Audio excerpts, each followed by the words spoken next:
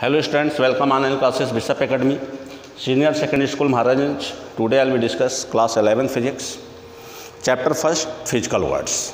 तो physical words में हम लोग का लास्ट कंटेंट आया था कि व्हाट इज़ द फिजिक्स, यहीं पर वो पहला वीडियो हमारा समाप्त हुआ था। आज वहीं से हम स्टार्ट करते हैं। तो व्हाट इज़ द फिजिक्स का कॉन्सेप्ट क्या है कि ये way of the describing the physical world, physics comes from the Greek words, यानी फिजिक्स की ओरिजिनिंग कैसे हुई। तो फिजिक्स की अगर हम ओरिजिनिंग की बात करें तो इसमें ग्रीक वर्ड एक फाइसिस आता है। ग्रीक वर्ड फाइसिस आता है और फाइसिस का मीनिंग होता है नेचर। क्या होता है? नेचर। यानी फिजिक्स का जो पहला टर्म है उसका ग्रीक नेम है फाइसिस, और फाइसिस का हम लोग नेम क्या लेते हैं? नेचर लेते हैं, या नेटिवारी नेचर। और इसको लैटिन नेम में लाते हैं हम लोग।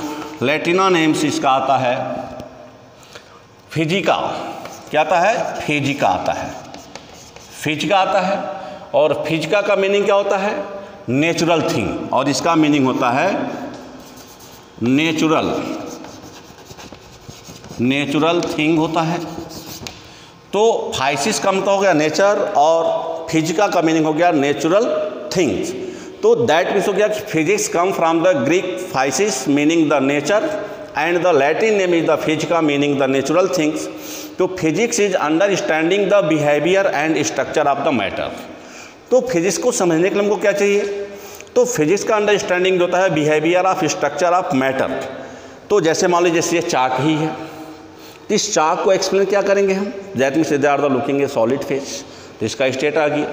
अब स्टेट में उसके मॉलिक्यूल्स का अटैचमेंट जो है वह किस तरह का है? तो that means they are the study with the help of the physics. तो हम बात करेंगे इसमें behaviour and structure of the matter in deal with how and why matter and energy act they do, कि मैटर और matter से जो related जो एनर्जी है वह कैसे एक दूसरे को कोरिलेट करते हैं।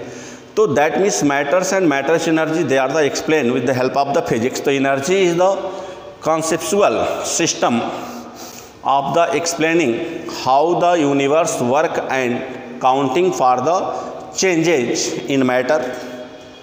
Although energy is not a thing, energy कोई thing नहीं है। There things three ideas about energy are the important. तो अब कह रहा है कि एनर्जी कोई थिंग तो नहीं है, लेकिन उसकी जो आइडियोलॉजी है उस आइडियोलॉजी को हम लोग तीन बेस पर क्या करते हैं? एक्सप्लेन करते हैं।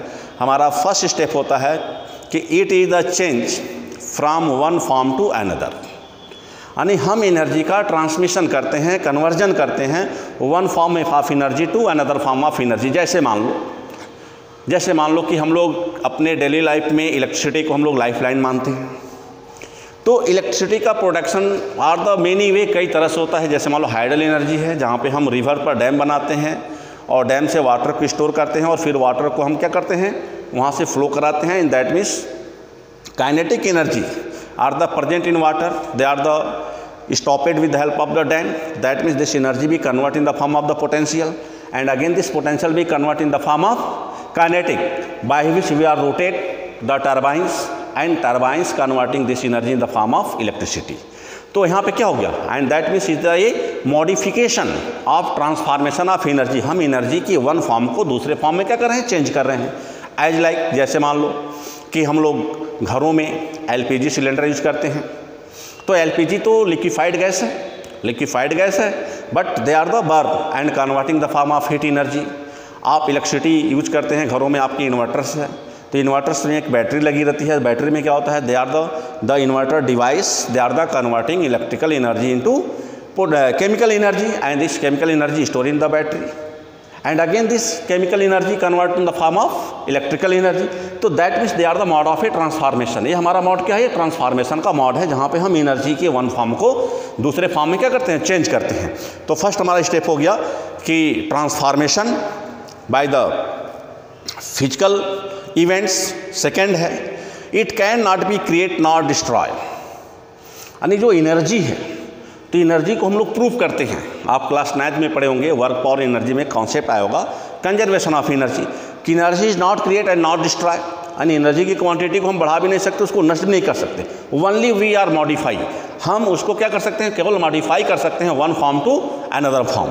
और तीसरा हमारा कॉन्सेप्ट होता है when it is the transfer from of its usually goes into heat. और फाइनली जब हम एनर्जी का यूज करते हैं तो this energy they are the some amounts of energy are converting the form of heat. और यह हीट का कॉन्सेप्ट कहाँ से आता है, यह हीट का कॉन्सेप्ट आता है हमारा फ्रिक्शन से।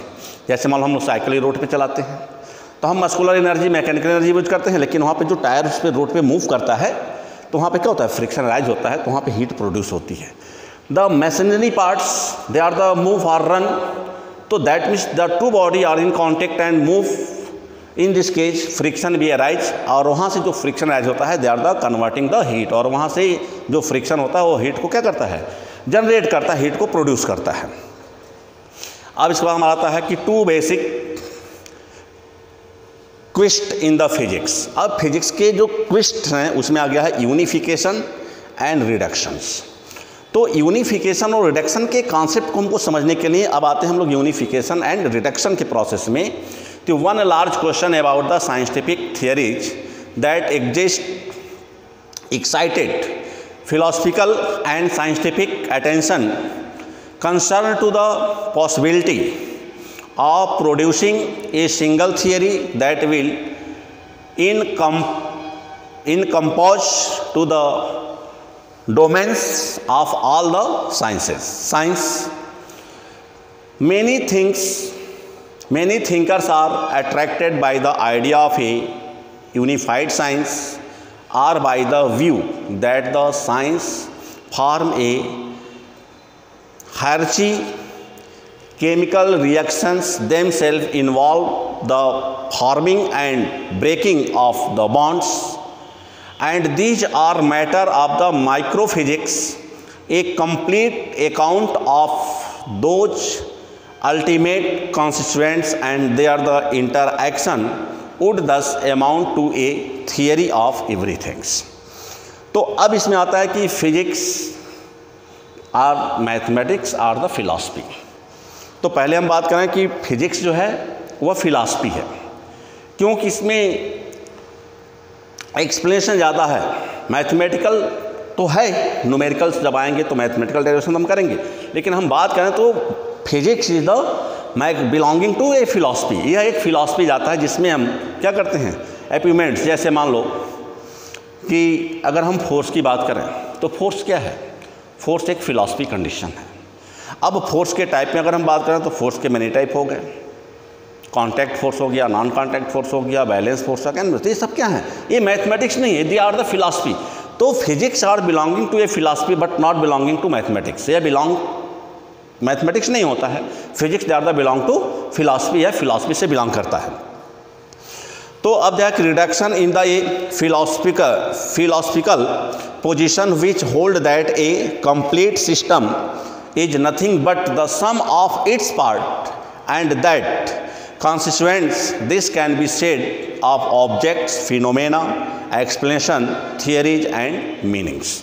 तो अब जैसे स्टार्ट में कि व्हाट इज द फिजिक्स, तो फिजिक्स में दिया गया कि फिजिक्स में हम एक सिस्टमैटिक एक्सपेरिमेंटल सिचुएशन की बात करते हैं।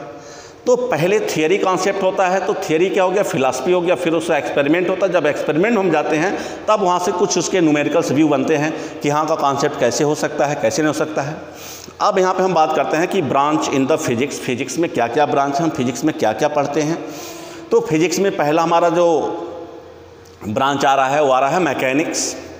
और चूँकि हम लोग का जो फर्स्ट पार्ट है यानी जो फर्स्ट ईयर का जो फिजिक्स है they are the total belonging to mechanics. क्योंकि आपका जो पहला वॉल्यूम है मेजरमेंट से लेकर के आपका ग्रेविटेशन तक वो आपका पूरा मैकेनिक्स है। सेकेंड वे में हम जाएंगे तो उसमें इलास्टिसिटी है, फ्लूइड मैकेनिक्स है, ये भी आपका मैकेनिक्स है। उसके बाद हीट एंड थर्मोडायनेमिक्स है और लास्ट में हमारा क्या है, वेव है। तो mechanics motion and it causes, mechanics हम बात करते हैं कि व्हाट इज़ द मोमेंट, किस तरह का मोशन है। वाइब्रेशन एंड वेव हम लोग पीरियाडिक मोशन की बात करते हैं। Atomic structure of the atom energy associate with the atomic changes की बात करते हैं। न्यूक्लियर फिजिक्स है, structure of the nucleus energy associate की बात करते हैं। इलेक्ट्रोमैग्नेटिज्म जिसमें हम लोग मैग्नेटिज्म की बात करते हैं, इलेक्ट्रिसिटी है, मैग्नेटिज्म है एंड इलेक्ट्रोमैग्नेटिक वेव्स हैं। ऑप्टिक्स है, बिहेवियर ऑफ लाइट की बात करते हैं, यहाँ पर हम लोग डुअल नेचर पढ़ेंगे। लाइट में दो पार्ट होगा, एक लाइट के फॉर्म होगा, एक वेव के फॉर्म होगा, इसलिए इसको हम लोग डिविल नेचर ऑफ लाइट भी कहते हैं। थर्मोडायनेमिक्स है जिसमें हीट और टेम्परेचर की हम लोग बात करेंगे। तो ये हमारे ब्रांचेज हैं फिजिक्स के, यानी ब्रांच इन फिजिक्स में है थर्मोडायनेमिक्स हो गया, मैकेनिक्स हो गया, वाइब्रेशन एंड वेव हो गया, एटॉमिक हो गया, न्यूक्लियर हो गया, इलेक्ट्रोमैग्नेटिज्म हो गया एंड ऑप्टिक्स हो गया। तो they are the branch of the physics. ये फिजिक्स क्या है, ब्रांचेज हैं। अब इसमें आया कि physics in the relation society, कि फिजिक्स का सोसाइटी से क्या रिलेशन है। तो physics are the very important role play in our society. Physics हमारे सोसाइटी में बहुत ही इम्पोर्टेंट रोल प्ले करता है और इस रोल प्ले को एक्सप्रेशन हम लोग करेंगे। Thank you students watching for this video. In the next video we are discuss the role of the physics in our society and scope. Thank you.